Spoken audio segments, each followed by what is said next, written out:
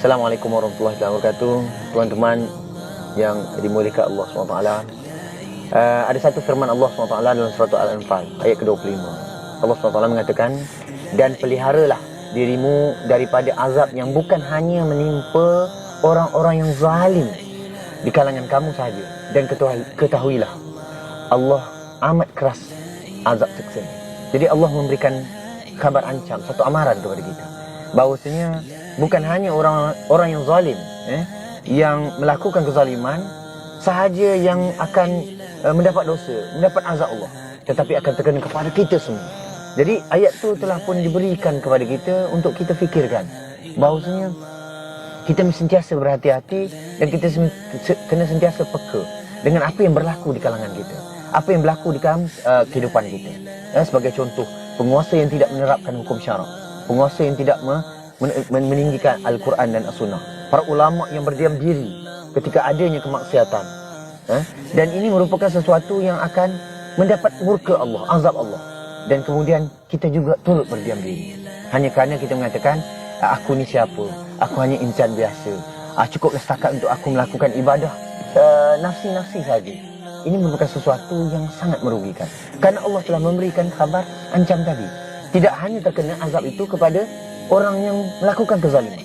Sungguh kalau kita berusaha untuk melakukan sesuatu sehingga perkara itu tadi kita tidak redha dengan kita melakukan sesuatu yang telah diwajibkan kepada kita, kita muhasabah penguasa, kita muhasabah para ulama, kita muhasabah orang yang memegang kekuasaan tadi. Dan kemudian setelah kita muhasabah, mereka tidak melakukan apa-apa juga. Sebab itu kita mesti maknanya tidak redha dan kita tidak sekali-kali bersetuju dengan apa yang mereka lakukan. Dan sungguh kita meminta keampunan kepada Allah SWT supaya kita dihindarkan azabnya. Tetapi kita telah melihat di seluruh dunia sekarang berlaku pelbagai malapetaka, bala. Bukan hanya terjadi dalam keadaan sekelip mata, dan kita tahu ia berlaku kebanyakannya kerana tangan-tangan manusia.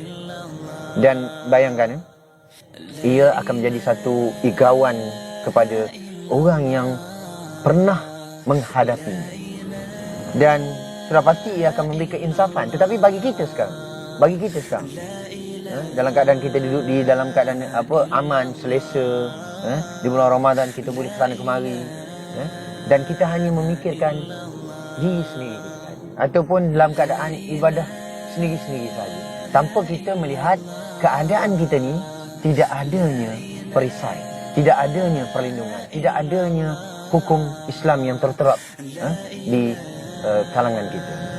Dalam satu hadis Rasulullah SAW bersabda, barang siapa yang mati dalam keadaan matinya tidak ada bai'ah, maka mati dalam keadaan jahiliyah.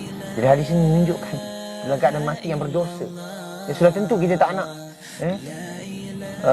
diri kita dalam keadaan berdosa ketika datangnya ajal yang menimpa. Jadi inilah yang merupakan sesuatu untuk kita mengadakan suatu pemimpin, suatu kepimpinan yang akan menerapkan hukum sehingga murka Allah tadi sirna, muka Allah tadi tidak ada. Kenapa? Diterapnya hukum Islam, dan subhanallah, ia merupakan sesuatu yang sangat indah. Jadi Allah telah memberikan khabar ancam kepada kita, yang mana bukan hanya azab, siksaan tadi terkena kepada orang-orang yang zalim, tapi terkena juga kepada kita, yang mungkin kita ni tadi melakukan banyak kebaikan, tetapi juga terkena kepada kita sekiranya kita berdiam diri, sekiranya kita hanya memikirkan hal diri kita sendiri, solat, puasa, zakat, haji sendiri saja, tanpa kita mempedulikan urusan lain yang 90% dalam kehidupan kita berhubungan dengan manusia-manusia lain. Dan ini ada dan Islam menunjukkan bagaimana cara menyelesaikan. Jadi kita harus bergerak, kita harus memandang jauh, kita harus berfikir berkenaan dengannya, sehingga ia akan menghilangkan daripada murka Allah azab siksaan yang tidak hanya terkena kepada orang-orang Islam. Jadi insya-Allah cukup setakat itu untuk hari ini.